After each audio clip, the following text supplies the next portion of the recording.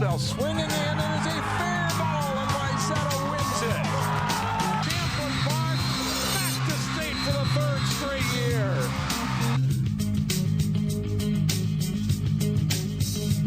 Hello and welcome to the 20th season of Sports Jam. I'm John Jacobson. And I'm Jay Wilcox. Today on the show, we'll meet three former Osseo High School athletes who were inducted into that school's Athletic Hall of Fame. Plus, we'll meet a Wayzata athlete who plays football and excels on the soccer field, too, and had a tough choice to make on which sport to play this fall. Let's get started with football and Week 2 games. The Champlin Park Rebels made a run to the state Class 6A semifinals last season, and they're off to a good start again this fall. Rebels at home to face Anoka. First quarter, and Champlin Park quarterback Joey Folds keeps, breaks a tackle there at the 8-yard line. He goes in for a touchdown, and Champlin Park leads it 7-0. Later in the first, big number 93, Devin Gray, carries it over for a 1-yard touchdown. Gray would later add another score in the second half. Rebels up 14-0 after one. Champlin Park's defense held Anoka down much of the night. Hop gets through the line and gets the sack with a little help from his teammates here. Move ahead of the third quarter. Folds goes to the air, and he'll hit Cal Hansen on a slant for a 28-yard touchdown. Champlin Park up on Anoka 28-6. Fourth quarter, and Ernest Warlow takes a handoff, and he scampers 16 yards for the final score of the night. Champlin Park wins the battle for the paddle. They beat Anoka 42-13. We lost the paddle last year. We had to come back, play strong, get the dub, you know, Rebel pride. Well, points were plentiful when Park Center faced Richfield Friday night in Brooklyn Park. The Pirates looking to bounce back after an opening loss to Cooper. Down 6-0, Park Center's Jamal Brown hits Levante Parker on the crossing route, and Richfield can't get him to the ground. Parker is tripped up just short of the goal line. It sets up a Brown TD, and the Pirates lead 7-6. Later in the second, Emmanuel Tamba makes a nice move to avoid the tackler, and it's 14-6 Park Center. But Richfield gets the next two, both on passes from Caleb Carlson to Emmanuel Blackshear. That duo combines for 3 touchdowns in the first half, and the Spartans lead 18-14 at halftime. After the teams trade touchdowns, Park Center gets a big play as Brown throws the screen to Tamba. The blocks fall into place, and Tamba does the rest, speeding away for a 65-yard touchdown as Park Center goes back in front 28-24. After Richfield retakes the lead, the Pirates respond midway through the fourth as Brown throws long to Parker, who breaks a tackle and goes in to score. Tamba adds a late 94-yard touchdown run as Park Center takes a wild one 42-30. They are now 1-1. Osseo fell to Maple Grove in the season opener. The Orioles look to break into the win column as they hosted White Bear Lake. First quarter, Osceo's Reggie Dupree takes the handoff, takes the long way to the end zone, beating the defender to the pylon for a score. It's 6-0 Orioles. The Bears answer back. Zach Greibel goes up the middle and scores from 5 yards out. They add the extra point and lead Osseo 7-6. Nice work here by the Orioles' Anthony Williams getting into the backfield. He drops Greibel for a loss on White Bear Lake's next possession. Second quarter, Orioles quarterback Greg Arell airs it out, and Elijah Whitner makes a nice adjustment on the ball, makes the catch, and brings it in on a 45-yard scoring play. The Orioles go ahead, and they win it over White Bear Lake 20-19. Osseo hosts Blaine on Friday. At halftime of that game, 10 former athletes and coaches were honored with induction into the school's Athletic Hall of Fame. Alyssa Oakes, Stuart Kramer, Deanna Winkleman-Grivna, Ken Smith, Mike Ock, Katherine Krambeer, and Bob Coughlin were all on hand to receive their plaques. We'll hear from a trio of them later in the show. Well, after an impressive comeback win over Rosemount in their opener, the Wayzata football team faced a big rival in week number 2. The Trojans at home to face Minnetonka. First quarter, Wayzata's Christian Vassar gets around the edge on the sweep, and he jets 28 yards inside Minnetonka's 5. Vassar scores a few plays later, and the Trojans lead 6-0 after a missed PAT. Tonka answers, though. Mitch Klass takes the reverse and throws to Eric Duville for the touchdown. The Skippers take a 14-6 lead. Later in the second quarter on 4th down, Tonka's Aaron Severson passes to Class and he barrels to the end zone for a 21-6 Skipper's lead. The Minnetonka defense is pretty stout the rest of the way as they shut down the Trojans' offense. Wayzata falls 21-6 and they go to 1-1 on the season. And Jay, Maple Grove won a good defensive battle with Prior Lake. They won that one 9-6, and they're now 2-0. And that's right. Also Cooper, Brooklyn Center, Benilde, and Breck scoring nice wins, so they get off to 2-0 starts as well for this season. It's time for a quick break. Next up, girls tennis, volleyball, and soccer highlights as the season opener of Sports Jam continues. Welcome back to Sports Jam. In girls tennis, Hopkins and Blake should have two of the better teams in the metro area this fall. Hopkins at home for this matchup against the Bears. The Royals have a very good player at #1 singles in Maddie Suk. She's in the far court and comes up with an excellent passing shot to win the first game of her match. Suk in the near court now. She comes to the net and finishes with a swinging volley winner here as she wins the match for the Royals. 3 singles, Elena Hallman is in the near court for Hopkins. She lines up the forehand and buries it into the corner for a winner. Later, Blake's Sonia Bagg serves and Hallman rips the backhand return winner down the line. Really good rallies at 2 singles between Blake's Arlene Shen and Hopkins' Rachel Kelly. Kelly takes the point here with a forehand winner. And Shen will play a nice drop shot to get Kelly on the run and then floats the lob for a winner as she takes the match. #1 doubles, Sophie Scalarud serves for Blake. Amaya Wolpert strokes the backhand return winner down the line for the Royals. Then it's Wolpert serving, Blake's Abby Nelson with a good return, and she'll slice a volley winner for the Bears. They take this match, and Blake goes on to win it 6-1. Maple Grove is off to a good start this fall in tennis. The Crimson played another good Northwest Suburban Conference team, Elk River, on the new courts at Maple Grove High School. 1 singles, Maple Grove Zoe Atkins runs down a couple of shots, but Elk River's Megan Brown finishes with the volley winner. Later, Brown gets on top of the short ball and hammers a forehand winner, and she takes her match in straight sets. 1 doubles, Maria Schultz with the service return for Maple Grove sets up the volley winner for Summer Demos. Demos serving here. Schultz will punch the volley winner for the Crimson, but the Elks team rallies to win the match in 3 sets. At #2 singles, a good rally ends with a forehand winner by Maple Grove's Victoria Epstein as she wins in straight sets for the Crimson. Paige Anderson serving for the Elks, and she'll step up and rip a forehand winner on the line for a point. 3 singles, Emily Carlson comes to the net and gets a couple of volley winners for Maple Grove. Several of these matches are close, but Elk River takes it in the end, 6-1 the final. Champlin Park's volleyball team has reached the state tournament 3 years in a row, finishing as runner-up last season. Rebels played its conference opener Thursday night at home against Coon Rapids. Set 1, Emma Schmidt to Izzy Ashburn there for the kill for CP. And then on set point, it's Ashburn with an ace serve. Rebels take that first one 25-9. Set 2, a hard-fought point here by both teams. Good rally, and Schmidt ultimately gets the kill off of Ashburn's set for a 16-5 Rebels lead. Cardinals trying to work their offense, but Sammy Hilly gets a block and point. Champlin Park wins the set 25-8. Set 3, nice dig by Caitlin Weimer, skirt to the Rebels, and then Schmidt puts down the kill for Champlin Park. Coon Rapids fights hard at the end. Emma Wright drops it in for a point for the Cardinals. The Rebels come right back. Ashburn with a back set to Schmidt for another of her 10 kills. Champlin Park wins the set 25-14.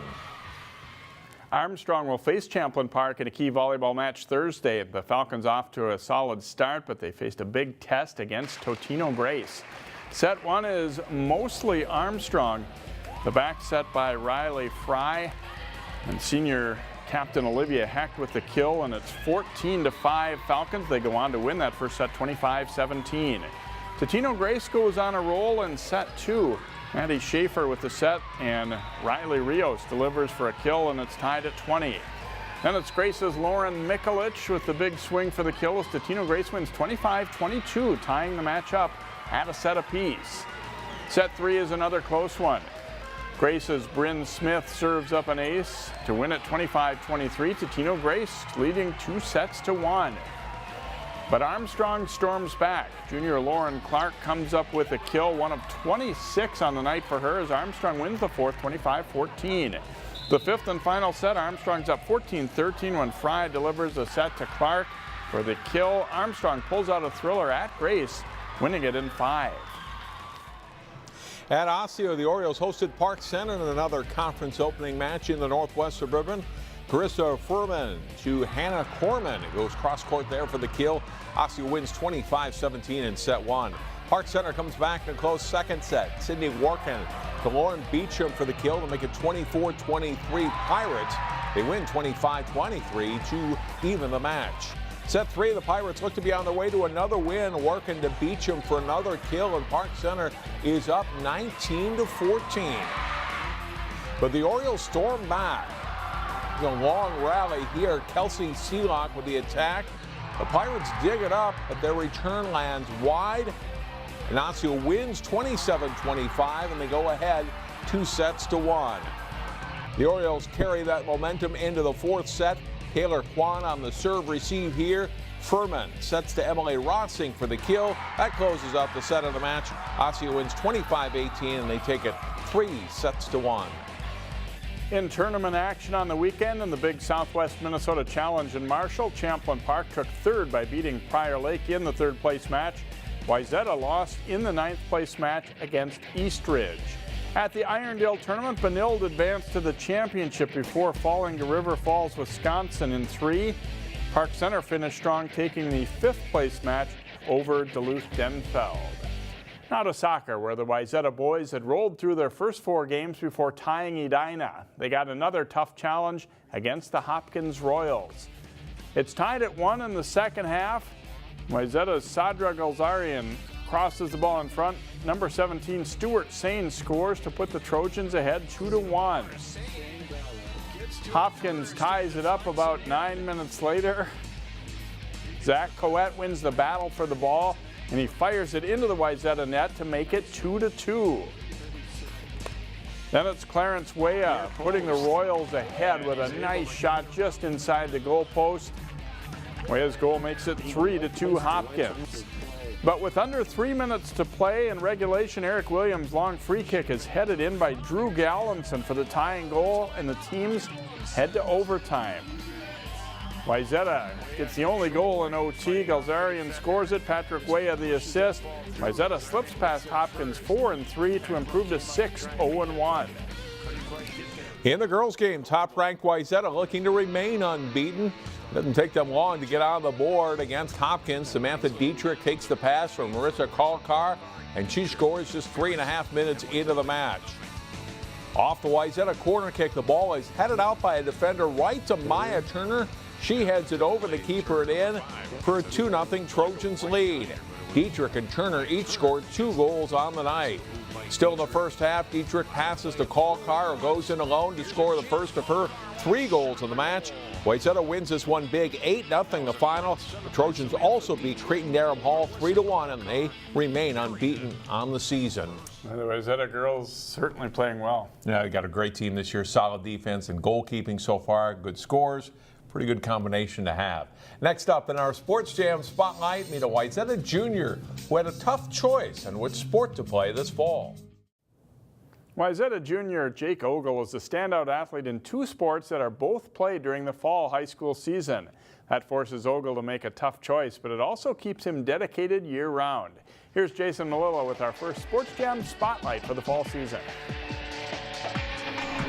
Jake Ogle started playing soccer when he was 4 years old and football a few years after that. I can't pick. It's a flip of a coin. I mean, that's a question I've been getting asked for years, and I've never been able to give a full-hearted answer because I love them both. Right now, Ogle is a starting linebacker for the Wayzata football team. He'll dedicate himself to Trojan football until the season is over, and then immediately transition to club soccer, where he plays for Minnesota Twin Stars Academy. It's a schedule that makes you tired just hearing about it.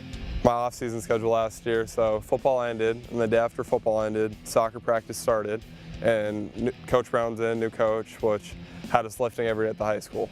So what I would do is after school I'd lift from 3:30 to 4:30, I'd go to yoga from 4:45 to 5:45. I'd have soccer from 6 to 8, and then I'd do homework. So that was every single night, which I had the lifting for the football team. I did the yoga to help keep myself injury-free, and then practice for soccer, and then, you know, homework it is, and that was Monday through Friday every single week. He stays busy. He stays busy. You know, he does a phenomenal job of you know, making sure that he's committed to both. And I think it just speaks to his maturity, you know, his ability to kind of be focused on what he wants to do and say, you know, if these are the things that I want to do and this is the result I want, you know, this is the way that I need to act and these are the things I'm not. So he's willing to sacrifice a lot to reach these things, and not every 16, 17-year-old is willing to do that. And it just speaks a lot to him and his character and his hard work and determination. So Football and soccer are very different sports, but Ogle says the team bond and team camaraderie is what he loves most about both. From a technical point of view, though, Ogle is a very different type of player when he's on the gridiron compared to when he's on the pitch. Soccer, I would say, I've always been a bigger kid, so I've always been just taught, hold up play, get it to the quicker kids down the line, play that. As far as football goes, I've always been a bigger kid for the most part too, but I'd say just the way I play football and the way I look at the game is I look at, you know, reading the game and what I'm seeing, because I'm also not the fastest player, so I have to be able to make those reads, so I am able to make the play in time. Between school and two sports, Ogle admits some days he's very, very tired, but his love of football and soccer and a desire to play one of them in college keeps this young man going. I definitely think I'll end up playing one of them. Which one of the two, I really couldn't tell you. For me, it'll come down to the opportunities I get as far as what level. I have to decide whether I want to try and pursue, you know, every kid's dream to try and play Division I, or if I want to stay somewhere local and play Division III at somewhere like St. Thomas or St. John's. And then at the same time, depending on the opportunities that I do get from both, for me, a big piece of it is education. I want to make sure that no matter what I'm doing, I get a good education out of it. Ogle and his Wayzata teammates are 1-1 this season. The Trojans are at Edina on Friday. John talks with 3 Osseo High School Hall of Famers when Sports Jam continues. Welcome back to Sports Jam. On Friday night, Osseo High School honored 10 former high school athletes and coaches, inducting them into their Osseo Athletic Hall of Fame. We're going to take a few moments to speak with some of them now, starting with Ken Smith from the class of 1953. And first of all, congratulations on this honor. What does this mean to you? Very humbling. It's awesome. I never thought this was going to happen, but I'm very grateful. Talk about your days here at Osseo, and you played 4 sports here, right? Yeah, off and on. 4 years in basketball, 4 in baseball, and 4 in football, a couple in track. It was an awesome time, great time. 50s were awesome. Have you followed Osseo athletics since then? Not personally here, but in the paper all the time. I always look for their scores and how they're doing and what's going on. When I first started watching it, it was John Hansen. I broke him in 1952. So I was a senior and John was a first-year coach there. And he coached my boys, 3 of my boys, Michael, Billy, and Bubba. So that was pretty awesome. Those were memories I love and cherish. Congratulations on tonight. Oh, thank you. Thank you so much. I really appreciate it. Good to see you. Mike Ock will bring you in, Mike, from the class of 1981, and then tell me about joining this great class, athletes and coaches who have gone into this Hall of Fame before you. What a great list of athletes coming through Osseo, and I'm fortunate to be one of them. Tell me about your days at Osseo. I played hockey and tennis, both of those for 3 years.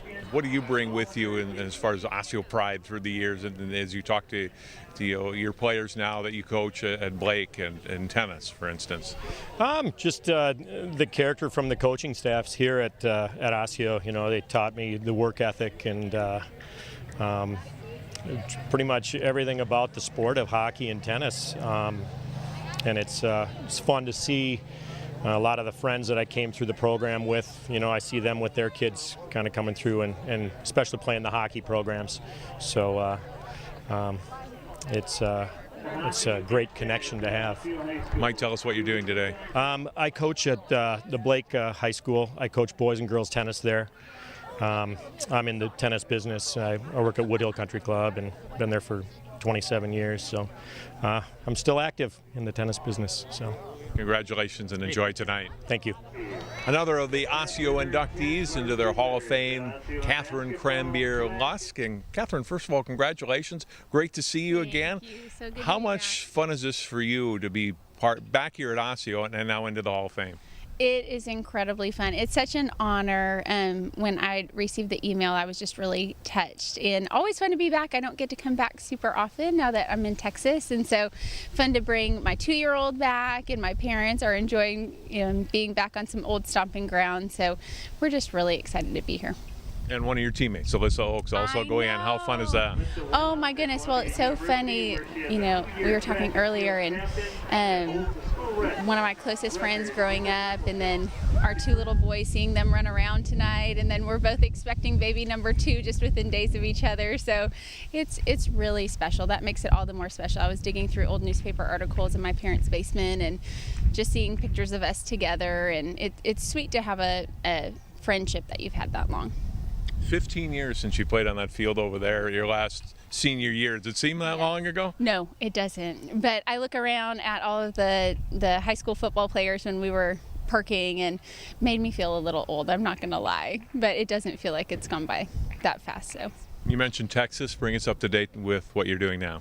Oh man, yes, still in Houston, Texas, and currently a pediatrician at a private practice clinic in West Houston, and just really enjoying that. So pediatrician by day and then mommy by night, and my husband and I have been married almost for 10 years now, and so we're just really excited and love having our little boy and one more on the way, and so we're just loving life. We really like being in Texas and enjoy the warm weather, of course, but always fun to come back. Always fun. Great to see you again. Thank you. Such a pleasure to be back, and so good to see so many familiar faces. Kat Krambeer, one of 10 inductees into the Osseo Hall of Fame on Friday night. We'll take a break and come back and wrap up Sports Jam. First, here's a look at our plays of the week.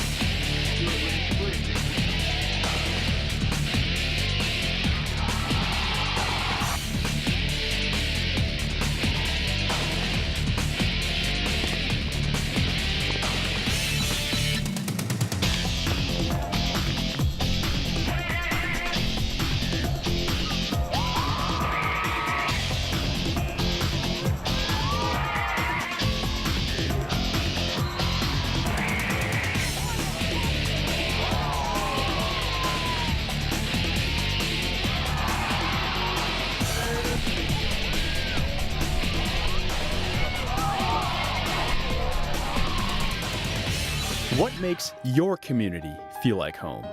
Is it knowing what's happening in your neighborhood, or when people know your name? Connections make us a community. For more than 30 years, Northwest Community Television has connected citizens, neighbors, even sports fans through video.